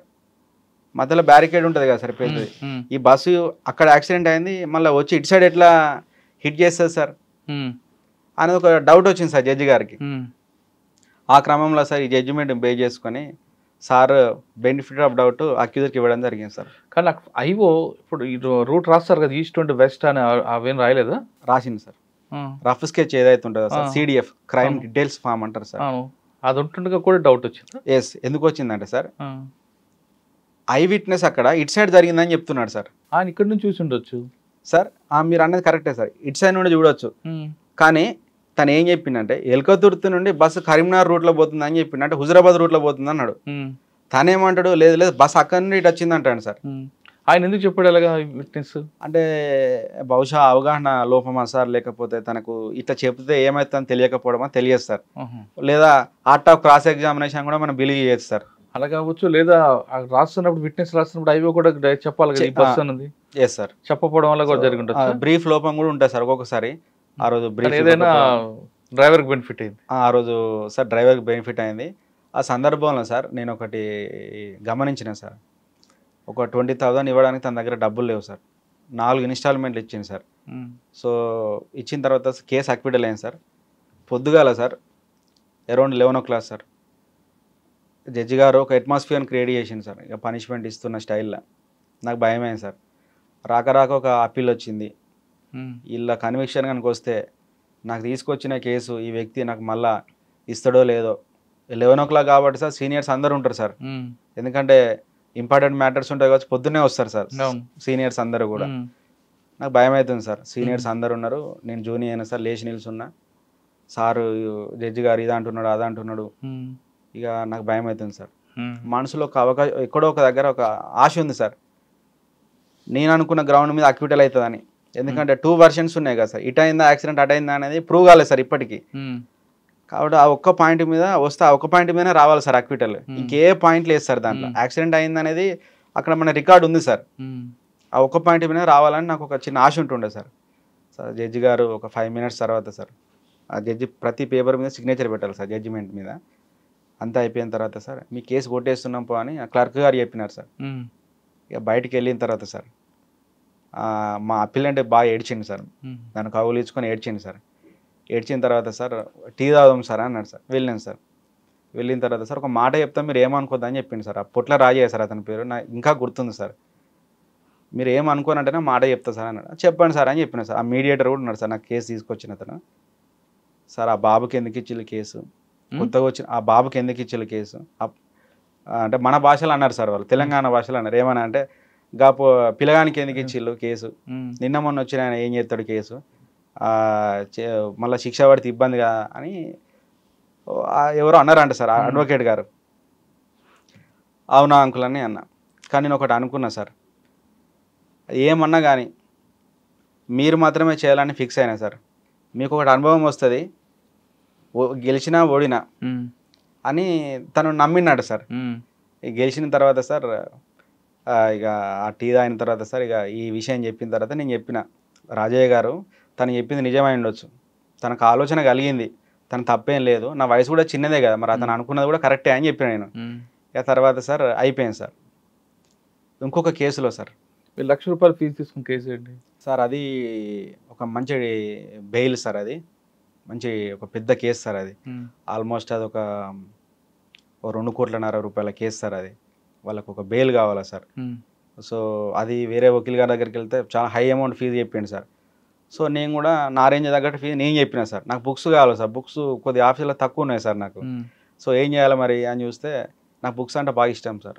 దట్టు జర్నల్స్ అంటే బాగా ఇష్టం, క్రిమినల్ లా జర్నల్స్, మద్రాస్ లా జర్నల్స్, సుప్రీంకోర్టు కేసెస్, ఇట్లా జర్నల్స్ ఉంటాయి సార్, ఆంధ్ర లా టైమ్స్. ఇవి కొనుక్కోవాలంటే మరి ఒక దగ్గర డబ్బులు లేవు సార్ నా దగ్గర. 10,000 వస్తే రెంట్స్ కట్టుకోవాలి, ఈ పార్ట్స్ కట్టడానికే సరిపోతుంది సార్, జర్నల్స్ మంత్లీ పార్ట్స్. ఒకటేసారి బల్క్లో బుక్స్ కొనుక్కోవాలంటే లేవు సార్. సో అవకాశం వచ్చింది కాబట్టి నేను ఫీజు ఛార్జ్ చేసిన సార్, వాళ్ళు కూడా ఇచ్చారు సార్. బెయిల్ వచ్చిందా? బెయిల్ వచ్చింది సార్. చీటింగ్ కేసా సార్? సరే, మన మీ ప్రొఫెషన్తో పాటు ఒక్కసారి జనరల్ పబ్లిక్ గురించి అడుగుతా మీకు సార్. పోలీస్ స్టేషన్కి వెళ్ళి ఒక కంప్లైంట్ ఇచ్చా, నన్ను పలానా వ్యక్తి తిట్టాడనో కొట్టాడనో. తిట్టాడనే కేసు పెడితే ఏమవుతుంది, లేదా కొడితే ఏ కేసు వస్తుంది? పోలీసులు ఒకవేళ కంప్లైంట్ తీసుకోకపోతే ఎవరికి వెళ్ళాలి, ఎవరి దగ్గరికి వెళ్ళాలి? సార్ మీరు అడిగిన ప్రశ్న ఇది కామన్ మ్యాన్ చాలా ఉపయోగం సార్. ఇది తెలియదు సార్, మన 2 తెలుగు రాష్ట్రాలల్లో చదువుకున్న వాళ్ళకు కూడా కొంతమందికే తెలుసు సార్. ఇది మెజారిటీగా ఎవరికి తెలియదు సార్. సెక్షన్ 154 సిఆర్పిసి ప్రకారం సార్, ఏదైనా ఒక నేరం జరిగినప్పుడు ఆ కంప్లైంట్ కానీ విక్టిమ్ కానీ ఆ సమాచారం అందిన వ్యక్తి అయి ఉండొచ్చు సార్. వెళ్ళి ఒక పోలీస్ స్టేషన్లో ఒక దరఖాస్తు ఇచ్చినప్పుడు సార్, ఆ కంప్లైంట్ను ఎస్హెచ్ఓ కానీ ఎస్ఐ కానీ సిఐ కానీ ఎవరైతే ఉన్నారో సార్, అప్పుడు వాళ్ళు ఆ కంప్లైంట్ను పర్సూ చేసినప్పుడు సార్, అది కాగ్నిజబుల్ అఫెన్స్ అని వాళ్ళు పరిగణించినప్పుడు తప్పకుండా ఎఫ్ఐఆర్ రిజిస్ట్రేషన్ చేయాలి సార్. వాళ్ళకు ఒకసారి లలిత కుమారి జడ్జిమెంట్ చదివితే అర్థమవుతుంది సార్. సో ఆ లలిత కుమారి జడ్జిమెంట్లో సార్ చాలా విషయాలు చెప్పారు సార్. అసలు ఇన్వెస్టిగేషన్ ఎప్పుడు స్టార్ట్ అవుతుంది, ఎఫ్ఐఆర్ గురించి, కంప్లైంట్ గురించి. కాబట్టి సార్ ఒక కంప్లైంట్ పోలీస్ స్టేషన్కు ఎవరైనా వచ్చి ఇచ్చినప్పుడు సార్, కాగ్నిజబుల్ అఫెన్స్ అయితే వాళ్ళు ఇమీడియట్లీ ఎఫ్ఐఆర్ రిజిస్ట్రేషన్ చేయాల్సిందే సార్. ఒకవేళ చేయని పక్షంలో మనం పోస్ట్ ద్వారా ఎస్పీకి కానీ సంబంధిత సిపికి కానీ మనం పోస్ట్ చేయొచ్చు సార్. అదే కంప్లైంట్ కాపీని ఫార్వర్డ్ చేయొచ్చు సార్. ఆ పోస్టల్ రిసీట్ను అట్లాగే ఆ కంప్లైంట్ కాపీని సార్, జిరాక్స్ను తీసుకెళ్ళి మనం కోర్టులో ప్రైవేట్ కంప్లైంట్ కూడా మూవ్ చేయొచ్చు సార్. Section 200 CrPC sir. ఇప్పుడు కొత్త యాక్ట్స్ ప్రకారం మనం ఏ సెక్షన్ ఉందో సార్ చూసుకొని ప్రైవేట్ కంప్లైంట్ మూవ్ చేసుకుంటే సరిపోతుంది సార్. అంతే.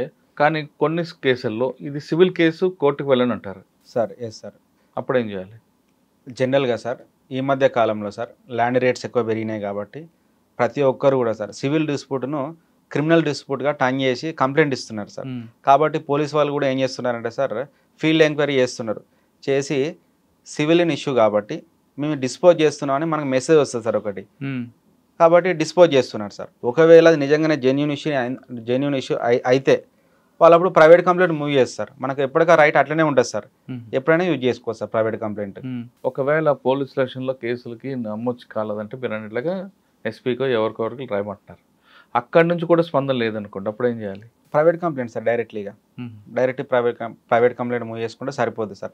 అప్పుడు రిఫర్ చేస్తారు సార్ జడ్జి గారు కానీ మెజిస్ట్రేట్ గారు కానీ, పలానా వ్యక్తి ఇట్లా కంప్లైంట్ చేసినాడు, మాకు ఈ విధంగా కాంటెంట్స్ ఉన్నాయి కాబట్టి మీకు ఇది మేము రిఫర్ చేస్తున్నాం, దీనికి సంబంధించిన రిపోర్ట్ మాకు ఇంత కాలంలోపు మాకు పంపించండి అని రాస్తారు సార్.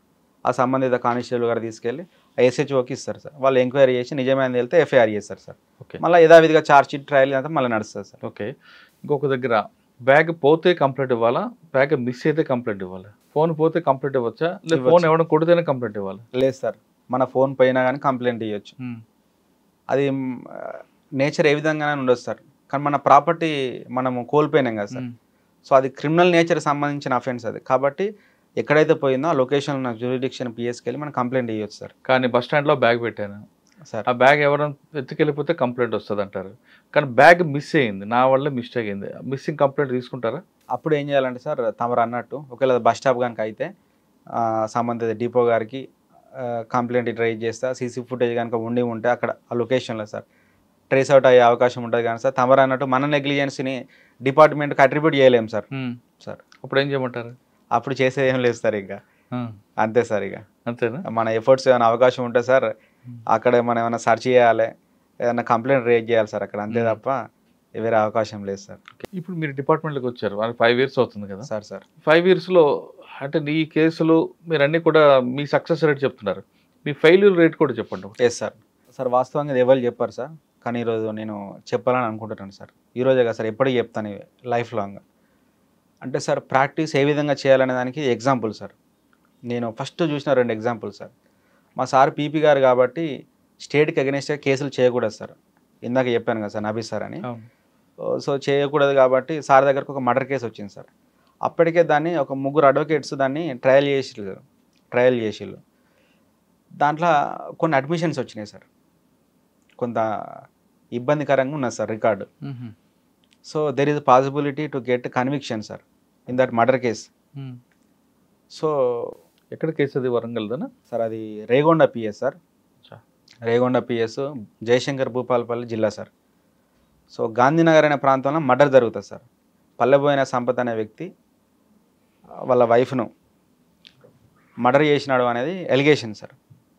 సార్ కొంతకాలం తర్వాత ఛార్జ్ షీట్ పడడం, ట్రయల్కి రావడం, ఇక కొంత అడ్వకేట్స్ మారడం. సో దాన్ని ఒక అడ్వకేట్ రన్ చేస్తే సార్ ఒక కేసు ఎప్పుడైనా ఒక విధంగా డ్రైవ్ చేస్తారు సార్ తన వర్షన్లో, ఎట్లా అక్విటల్ తీసుకురావడం. 3 చేసేసరికి ఏమైందంటే సార్ అది కొద్దిగా ఇబ్బంది అయింది సార్. ఎందుకంటే 2 డిఫరెంట్ ఒపీనియన్స్ ఉంటాయి కదా సార్. ఈ విట్నెస్ నేను ఒకలా క్రాస్ చేస్తా, ఇంకోలా క్రాస్ చేస్తారు సార్. తద్వారా ఏమైందంటే కొంత ఇబ్బందిగా ఉంది సార్ రికార్డు. అప్పుడు అది ఫైల్ సార్ దగ్గరికి వచ్చింది సార్, ఎన్ఓసి తీసుకొని వచ్చి వాళ్ళు చివరి క్షణం సార్. ఇక అక్కడ ఏం చేయలేని పరిస్థితి సార్. సార్ వచ్చినప్పుడు వాళ్ళు సార్ బాగా దగ్గర మనుషులు సార్. సార్ మీరే చేయాలంటే నేను పీపీ నేను చేయలేను, మా జూనియర్ ప్రవీణ్ ఉన్నాడు, తను ట్రై చేయగలుగుతాడు, కానీ ఒకటి మాత్రం వాస్తవం ఏంటంటే ఇందులో అక్విటల్ వచ్చే అవకాశం చాలా తక్కువ ఉంటుంది, కాబట్టి హోప్స్ అయితే పెట్టుకోదని చెప్పినాడు సార్. సో నేను కూడా అదే చెప్పిన సార్. సార్ చెప్పిందా ఫైనల్, ఇంకా నేను కూడా రికార్డు చూసిన అట్లనే ఉంది పరిస్థితి అని చెప్పిన సార్. సార్ ఏదైతే కానివ్వండి సార్, మీద ట్రై చేయండి అని చెప్పారు సార్.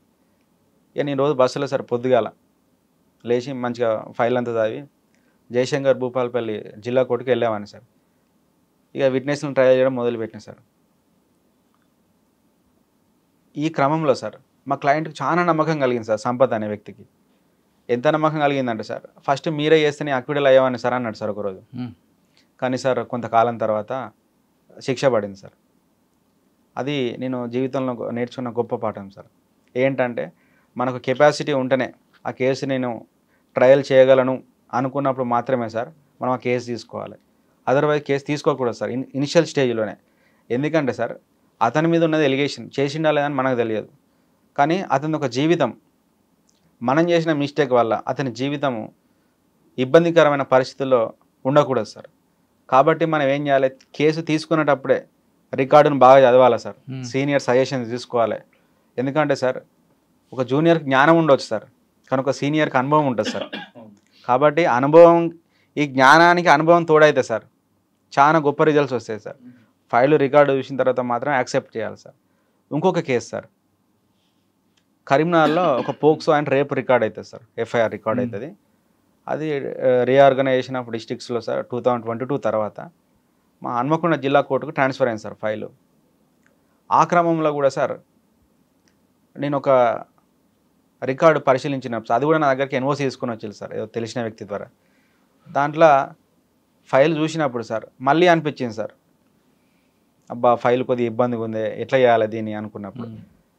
సో నేను చెప్పినాను సార్, నేను ట్రై చేస్తా, నమ్మకం అయితే నా మీద పెట్టుకోకు, నాకు ఏదో అన్ని కేసులు అక్విటల్ అయినంత మాత్రాన ఇది అవుతుంది అని అనుకోకండి, ఎందుకంటే రికార్డు పరిస్థితి ఇది ఉంది అని నేను టు బీ ఫ్రాంక్ చెప్పిన సార్. చెప్తా సార్ నాకు నమ్మకం ఉంది సార్, మీరు చేయండి అని చెప్పిన సార్. సరే మీరు చేయమంటేనే చేస్తాను, నన్ను అయితే మళ్ళీ తర్వాత ఇబ్బంది పెట్టొద్దని చెప్పిన సార్. సార్ ఇక లాస్ట్కి సార్ చేసినాం సార్. ట్రయల్ చేస్తున్న క్రమంలో సార్ ఒకరోజు ఒక విట్నెస్ని క్రాస్ చేసినాను సార్, ఈ రేప్ అండ్ పోక్సోలో సార్. ఇంటి ఓనర్ సార్ అతను. తను క్రాస్ చేసి బయటకు వచ్చినాక సార్ నా నెంబర్ అడిగింది సార్ విట్నెస్. సార్ నా నెంబర్ ఎందుకు, మీరు తీసుకోకూడదు సార్, మీకు పోలీసు వాళ్ళు ఉంటారు సార్, వాళ్ళు మీకు అసిస్ట్ చేస్తారు, పీపీ గారు ఉంటారు అని. లేదు సార్, నాకు జీవితంలో నాకు ఏదైనా ప్రాబ్లం వస్తే నాకు ఒక వకీల్ సాబ్ ఉండాలా సార్, అది నాకు మీలో కనబడ్డా సార్, అందుకోసం మీ నెంబర్ అడుగుతాను అడిగాను సార్. ఇక తర్వాత నా నెంబర్ ఇచ్చిన సార్. అతను వెళ్ళేటప్పుడు సార్ అక్యూజర్కి చెప్పిండు సార్, నీ జీవితంలో నిన్ను ఎవరైనా కాపాడే వాళ్ళు కనుక ఉంటే ఈ సార్ను చాలా జాగ్రత్తగా చూసుకో, సార్ చెప్పింది అని చెప్పిండు సార్ ఆ విట్నెస్. నాకు ఆ క్షణం అనిపించింది సార్, ఈ వ్యక్తికి నేను ఏమి ఇచ్చినా జస్ట్ నేను క్రాస్ ఎగ్జామినేషన్గా చేసింది అప్పుడు నాకు హ్యాపీనెస్ అనిపించింది సార్. ఆ కేసులో కన్విక్షన్ వచ్చిందా? వచ్చింది సార్. సో అప్పుడు ఈ రెండే కన్విక్షన్ సార్. అంటే సాధారణంగా చివరి స్టేజ్లో పోయినా సార్. ఓకే. ఆ పీపీ గారు కూడా చెప్పినారు సార్, ప్రవీణ్ ఎందుకు వచ్చినావు, జూనియర్గా ఉన్నావు కదా, ఓ చెడ్డ పేరు వస్తుంది, ఎందుకు ప్రాక్టీస్ దెబ్బతింటారా అన్నారు సార్. పాపం వాళ్ళు పెద్దలు గురువాల్యులు కాబట్టి అన్నారు. కానీ ఒకటి అనుకున్నా సార్, యుద్ధంలో ఎప్పుడైనా ఓడిపోతామేమో అని యుద్ధం చేయకూడదు సార్. అవును, మనం గెలుస్తామన్న నమ్మకంతో ప్రయత్నం చేయాలి సార్. ఈ కోర్టు కాకపోతే అప్పీల్ ఉంది కదా సార్, హైకోర్టులో మంచి ఆర్గ్యూ చేయొచ్చు, జడ్జిమెంట్స్ ఎన్నో ఉన్నాయి, బలంగా చేయొచ్చు అని అట్లా నమ్ముతా సార్. ప్రాక్టీస్ గురించి వచ్చారు కాబట్టి సార్ ఒక క్వశ్చన్ మీకు, ప్రతి అడ్వకేటు ప్రొఫెషన్కి వచ్చేటప్పుడు నేను సర్వీస్ మోటోలోనే వచ్చానంటారు చాలామంది. అంటే ఒక 90% మాత్రం సర్వీస్ మోటార్కి వచ్చామంటారు. కానీ కోర్టు వేసుకొని లా ఎన్రోల్మెంట్ అయిన తర్వాత, బార్ కౌన్సిల్ అయిన తర్వాత వాళ్ళు కమర్షియల్గా అవుతారు, కొంతమంది పక్కా కమర్షియల్ అయిపోతారు, కొంతమంది ప్రొఫెషనల్గా ఉండిపోతారు. సార్ మీరు సర్వీస్ మోటోలు ఉంటారా, కమర్షియల్గా ఉంటారా, ప్రొఫెషనల్గా ఉంటారా? సార్ మీరు చాలా ఇంటర్వ్యూస్ చూసినా సార్, మీరు చేసినాయి చాలా ఇంటర్వ్యూలలో ఈ క్వశ్చన్ వస్తుంది సార్. సో ఈరోజు ఆ క్వశ్చన్ నాకు కూడా వచ్చింది సార్. మీకు లాస్ట్లో వచ్చింది? Yes sir. నేను మీకు మాట ఇస్తున్నాను సార్, నా చివరి శ్వాస వరకు సార్ నేను బీదవాడి తరఫున ఉంటాను. ఒక బీద వ్యక్తి నా దగ్గరకు వచ్చి నేను ఇంతే ఇవ్వగలను అనుకుంటే నేను ఆ కేజ్ చేస్తాను సార్, అంతే తీసుకొని చేస్తాను. ఇవ్వలేను అనుకున్నప్పుడు నేను కేజ్ చేస్తాను సార్, ఇది మాత్రం తప్పక సార్. లాస్ట్ వరకు ఇదే మాట మీద ఉంటాను సార్. రైట్. కానీ మీ ప్రొఫెషన్లో కొన్ని ఎథిక్స్ ఉంటాయండి, అంటే ప్రొఫెషనల్ ఎథిక్స్ అని ఉంటాయి సార్. ఉన్నాయి. ఆ ఎథిక్స్లో కొన్ని తప్పదు, బెయిల్ కోసం క్రిమినల్ అని తెలిసినా మీకు ఒక ఆ ఎక్యూజర్ చేయాలంటుంది సార్. కానీ కొంతమంది లా ప్రొఫెషనల్స్ హీనియస్ క్రైమ్లో వాళ్ళు చేయబోద్దు కాదు, అంటే ఒక మర్డర్ కేసులో వాళ్ళకి బెయిల్ వేయడం కానీ, చైల్డ్ పట్ల చేసిన విషయం అబ్యూజింగ్ దీంట్లో కూడా బెయిల్ వేయకూడదు. అవును సార్. లేదు లాయర్కి చంపిన కేసులో కూడా బెయిల్ వేయకూడదు సార్. హీనియస్ క్రైమ్లో కూడా తెలుసు కాబట్టి నేను బెయిల్ వేయను అని కొంతమంది తీర్మానం చేసుకుంటారు. మీరు దేనికి తీర్మానం చేస్తారు? అంటే సార్ టు బీ ఫ్రాంక్ చెప్పాలంటే సార్, మీరు అడిగిన క్వశ్చన్కి సార్, మనిషికి కొన్ని విలువలు కూడా పాటించాలి సార్. జీవితంలో డబ్బే ముఖ్యం కాదు సార్, డబ్బు బ్రతకడానికి అవసరం సార్. డబ్బును చూడదు సార్, విలువలు కూడా పాటించాలి సార్. మనిషి కానీ, ఒక అడ్వకేట్ కానీ, ఒక డాక్టర్ కానీ, ఒక యాక్టర్ కానీ సార్, మనిషి జీవితంలో విలువలు పాటించాలి సార్. విలువలు పాటించినప్పుడే ఈ వ్యవస్థను కాపాడుకోగలుగుతాం. ఒకరోజు నేను కూడా ఒక డిసీజర్ అయి ఉండొచ్చు సార్, నన్ను కూడా ఒక వ్యక్తి అయినా చేసి ఉండొచ్చు. అంటే ఇక్కడ ఆ వ్యక్తిని డిఫెండ్ చేయొద్దని చెప్తలేము సార్ మనం.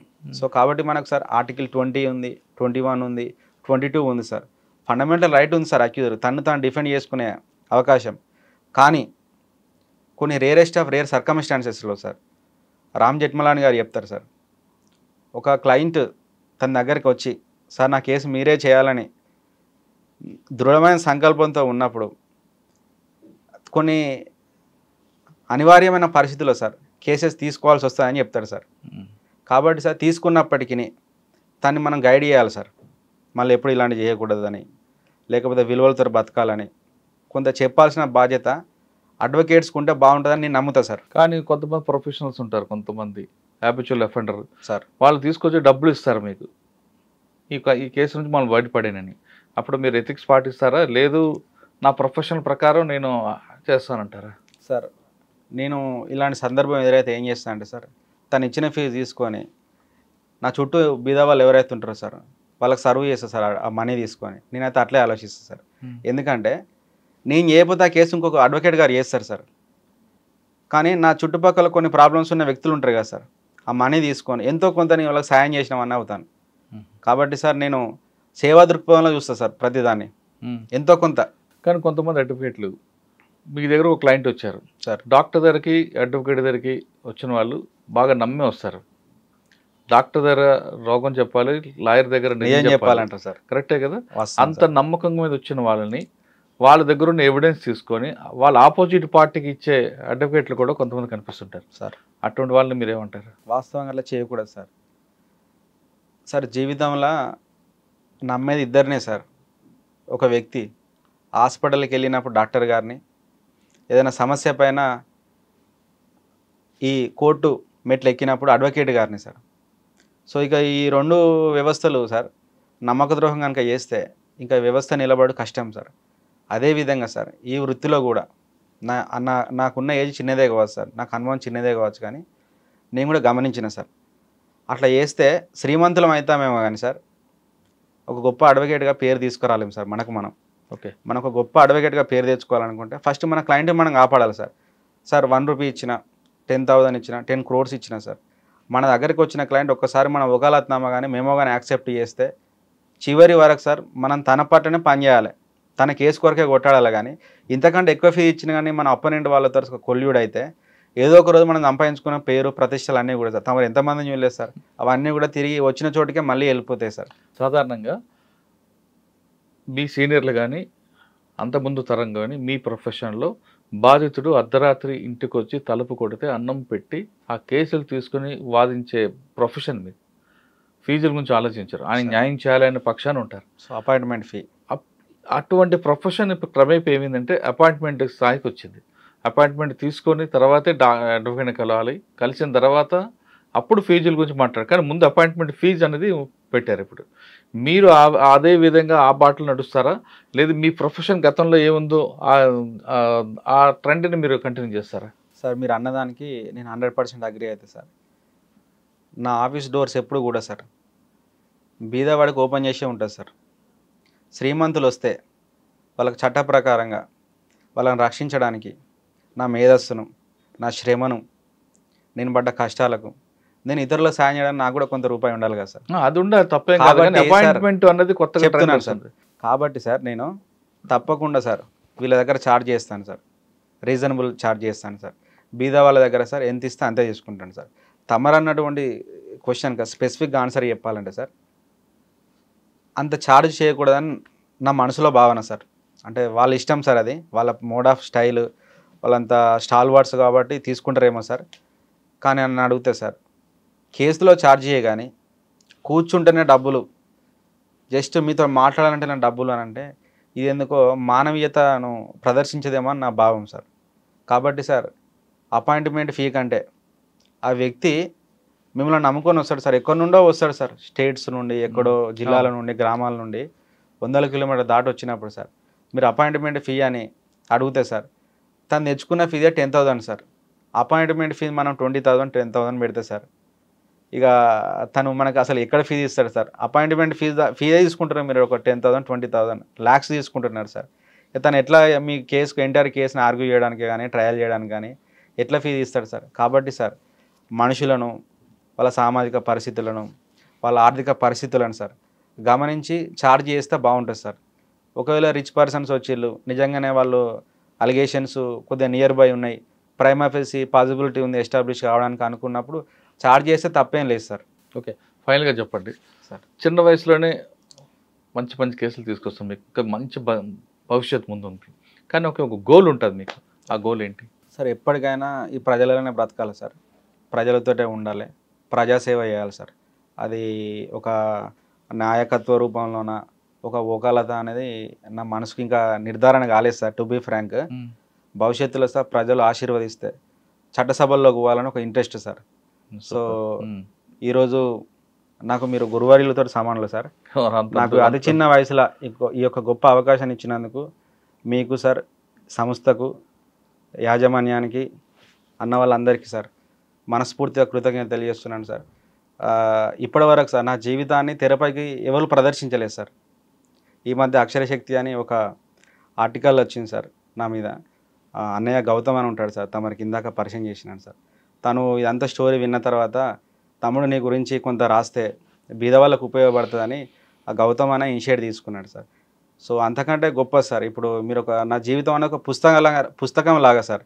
ఇప్పుడు మీరు ఈరోజు ఇంతమంది లక్షల మందికి నా జీవితాన్ని పరిచయం చేస్తున్నందుకు నేను ఉన్నంత కాలం సార్ మీకు ఎప్పుడు రుణపడి ఉంటానని తెలియజేస్తున్నాను. Thank you. నాయ బ్రాహ్మణ కుటుంబంలో పుట్టిన రాచకొండ ప్రవీణ్ న్యాయ వృత్తిలోకి వచ్చారు. కుల వృత్తిని నమ్ముకున్న ఆయన అక్కడే ఉండాలి అని కాకుండా ఈ వృత్తి నుంచి ఇంకో వృత్తికి వెళ్ళి తన వృత్తికి కూడా గౌరవం తీసుకొచ్చిన వ్యక్తి రాచకొండ ప్రవీణ్. రాచకొండ ప్రవీణ్ అన్నది ఇన్స్పైర్ స్టోరీ యూత్. ప్రతి ఒక్కరు కూడా మనం జీవితం ఇక్కడితో ఆగిపోదాం అనుకున్న వాళ్ళకి ఈయన స్టోరీ ఫుల్ స్టాప్ పెడతారు. మనం ఎక్కడ పుట్టామని కాదు, ఏ కులంలో పుట్టాం కాదు, మనలో ఉన్న సంకల్ప బలం గట్టిగా ఉంటే ఏ స్థాయికైనా వెళ్ళొచ్చు అనేది ప్రవీణ్ ప్రూవ్ చేశాడు. నాయి బ్రాహ్మణ కులం అంటే చిన్న కుటుంబం కాదు, చిన్న కులం కాదు. అందులో పుట్టిన వ్యక్తులు ఎక్కడెక్కడికో వెళ్తారనేది ప్రవీణ్ యొక్క స్టోరీ ప్రూవ్ చేస్తుంది. కాబట్టి ప్రతి ఒక్కరు కూడా కేవలం నాయ బ్రాహ్మణం కాదు, ఏ కులంలో పుట్టిన తక్కువ కులమైనా ఎక్కువ కులం కాదు, మన సంకల్ప బలం ఉండి ఏదో చేయాలి మనకి తపనుంటే ఖచ్చితంగా మనం ఏ స్థాయికి వెళ్ళొచ్చు.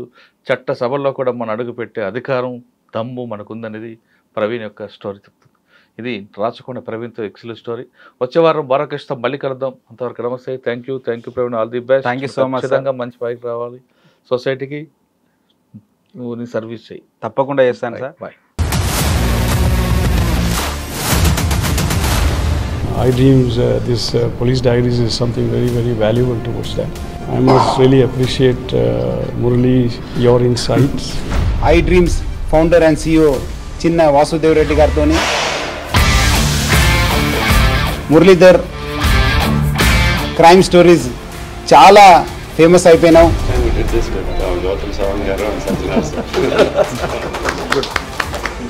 Well done. Congratulate him for doing so well. And I congratulate him, his boss also, for doing so well.